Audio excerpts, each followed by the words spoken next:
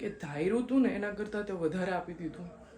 જે લીલી ચોળીનું શાક છે જેની રેસીપી કહે છે બધા કે આપો, તો એ કહી દે ને જ્યાં સુધી ન આપી ને ત્યાં સુધી લસણ.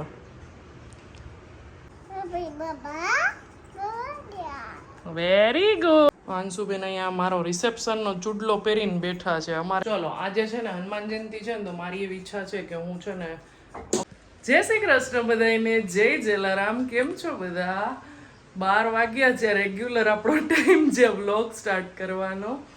એકચ્યુઅલમાં આજે એવું છે કે દીપક ટિફિન લઈને નથી ગયા સવારે, એને બહુ વહેલું નીકળવાનું હતું. તો મને કે તારે કાંઈ હેરાન નથી થવું હોય કે હું મારું કરી લઈશ કે મેં તું શાક રોટલી બનાવતો શું વાર લાગે, આખી 15 થી 20 મિનિટ થાય. તો મને કે નહીં, એના કરતાં આપણે બી શાંતિથી નાસ્તો હારે કરીએ કે ન તો હું એકલો કરીશ ને તું ટિફિન બનાવ્યા કરીશ, એના કરતાં આપણે બે સાથે નાસ્તો કરી લઈને હું કે બહાર મારું પતાવી લઈશ કે તું એ મારી ઉપાધિ કરમાં.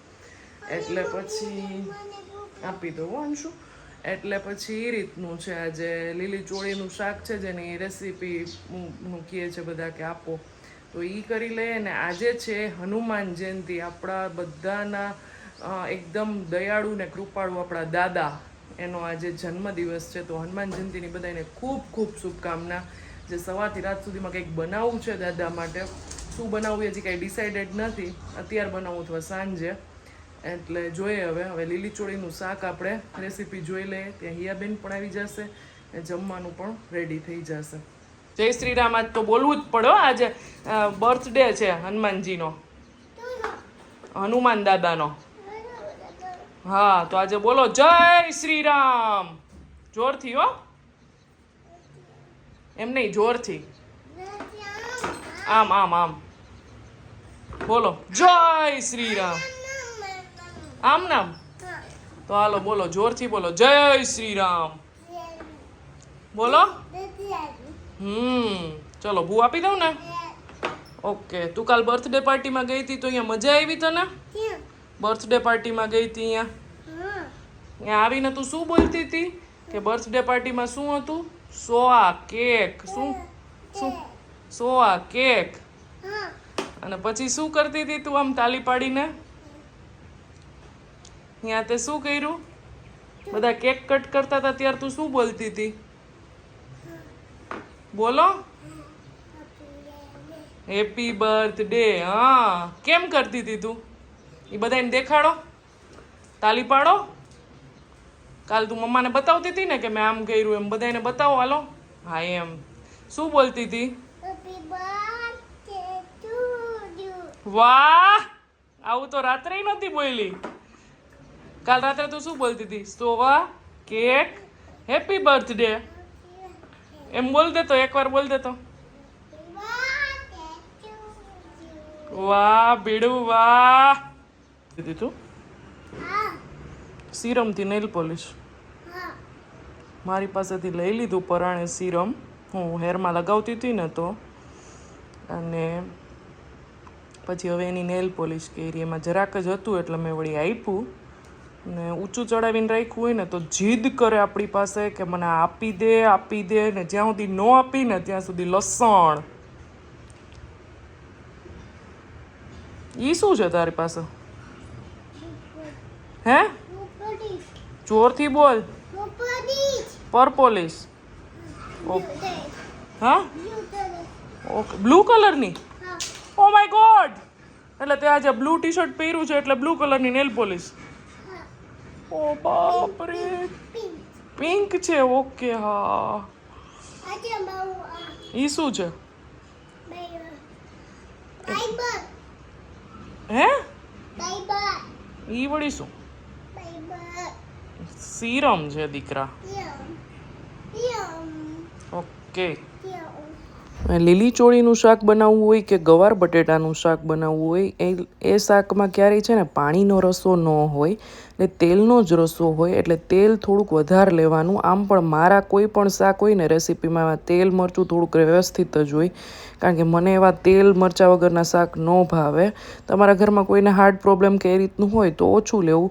બાકી શાક મેં લઈ લીધું છે, એમાં તમારો મનગમતો વઘાર કરી લેવાનો. મેં હિંગનો કર્યો છે. મારા ઘરમાં કોઈને રાઈ જીરું નથી ભાવતા. લીલી ચોળીમાં જે જાડી જાડી ચોળી હતી ને કાઢી નાખી છે ને બટેટા એડ કરી દીધા છે. પછી બેઝિક મસાલા નમક, હળદર, ધાણા જીરું, મરચું. પાણી નાખવામાં ધ્યાન રાખવામાં પાણીનો રસ્તો ન હોય એટલે ઓછું પાણી એડ કરવું. અને જો ગેસની ફ્લેમ છે ને ધીમી કરી દેવાની. હવા ભરાઈ જાય ને પછી ધીમા ગેસે 2 સીટી કરી લેવાની છે. અને જુઓ બની ગયું છે આપણું શાક. તમે લસણ નાખતા હોય તો એડ કરી દેવાનું, બહુ જ સરસ લાગે લસણવાળું.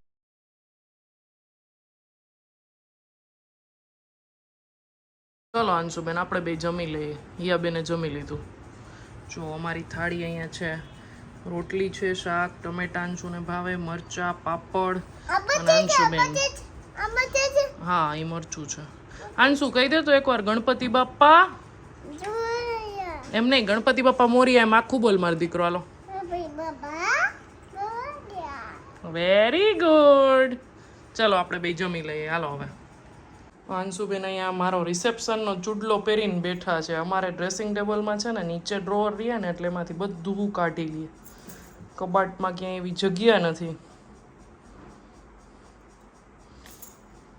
ચૂંદડી બુંદડી રાખીને અહીં તારો ફોન છે ને. જય શ્રી રામ. ગણપતિ બાપ્પા એમાં તું કરે છે મોબાઈલમાં? હા હા, તો કરી લે, ફટાફટ કરી લે. હાલો, નથી થતું. જય શ્રી રામ. જય શ્રી રામ. ચલો, આજે છે ને હનુમાન જયંતિ છે ને, તો મારી એવી ઈચ્છા છે કે હું છે ને 11 વાર હનુમાન ચાલીસા બોલું. મારા મમ્મી તો છે ને લવિંગની માળા બનાવે હનુમાનજીને ચડાવવા માટે, મીન્સ માળા ભગવાનને પહેરાવવા માટે. લાડવા અહીંયા બનાવે અને એવું બધું કરે, ભગવાનના પાઠ કરે. તો ઈચ્છા છે, હવે જેવી પ્રભુની ઈચ્છા હશે એ પ્રમાણે થશે. હિયાબેન, તમને મોઢે આવડે જ છે તો તું વાંચજે. એટલે રોજ તો 1 વાર તો વાંચે જ છો, પણ આજે થોડુંક વધારે. 3 વાર થાય તો 3 વાર, 5 વાર થાય તો 5 વાર. હો બેટા, શનિવાર ને હા ઓકે, શનિવાર ને હનુમાન ચાલીસા બહુ, શનિવાર ને હનુમાન જયંતિ બે બહુ ટાઈમ પછી આવે બેટા. ઓકે, થંબનેલ બનાવે છે. ઓકે, ચલો. 12 માસ ભરવા લાયક ઘઉં આપણા આવી ગયા છે. Premium Sortex clean wheat. બરાબર. આપણે ક્યાં જવું છે? બાબા નથી જવું, જે કરવા જવું છે. 7th ફ્લોરે જવું છે ને, જે કરવા. જે કરવા. ઓકે, ચલો અમે થઈ ગયા છીએ રેડી.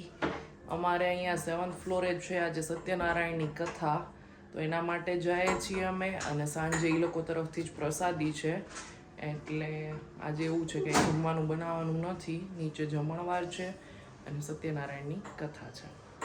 તો ચલો જઈ આવીએ. અને એ લોકોએ છે ને આજે કલર કોડ પણ રાખ્યો છે, યલો ને ઓરેન્જ, એટલે પછી યલો પેર પહેરી છે. તો ચલો જઈ આવીએ, પછી મળો તમને.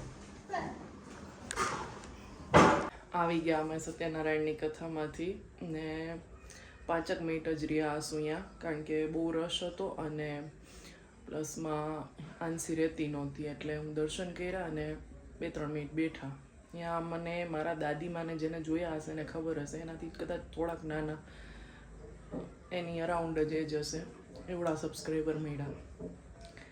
આવીને સૌથી પહેલાં મારા એન્ટ્રન્સમાં જે ભગવાન રામની મૂર્તિ છબી છે ને, અહીંયા પગમાં ભગવાનના પડીને ભગવાનનો પહેલાં આભાર માન્યો. એટલું એ બોલ્યા કે મને એ કે તમારો અવાજ બહુ જ એટલે બહુ જ ગમે. એ કે જોયું નહીં કે મેં તમને જોયા એટલે કેવા તરત ઓળખી ગઈ અને આશીર્વાદ લીધા. તમે બધાય મારા સપોર્ટમાં છો, પણ જ્યારે કોઈક આવડી મોટી ઉંમરનું એ એમ કહે ને કે મને તમારો અવાજ સાંભળવો ને તમારા વિડીયો જોવા બહુ ગમે છે, એટલે અમારા માટે બહુ સામાન્ય વાત જરાય નથી. મેં ખાલી ભગવાનને એટલું જ કીધું કે ધાર્યું તું ને એના કરતાં તે વધારે આપી દીધું.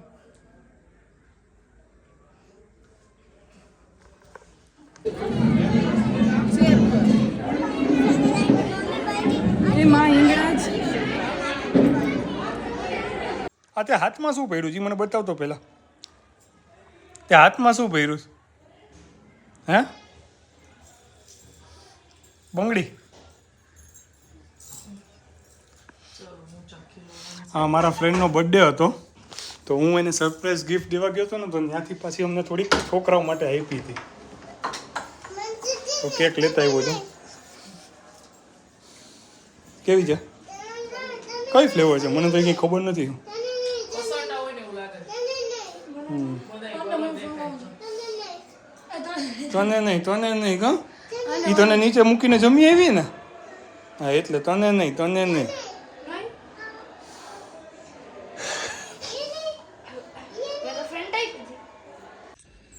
ચલો, તો વાગી ગયા છે 11:30. મેં આઈપીએલનો મેચ જોઈ લીધો.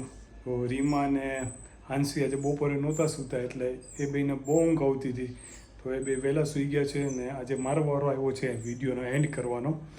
તો ચાલો, તો હવે હું સૂઈ જાઉં છું. તમને વિડીયો કેવો લાગ્યો એનું જરૂરથી કોમેન્ટ કરજો. ચાલો, બધાને જય શ્રી કૃષ્ણ ને જય જલારામ.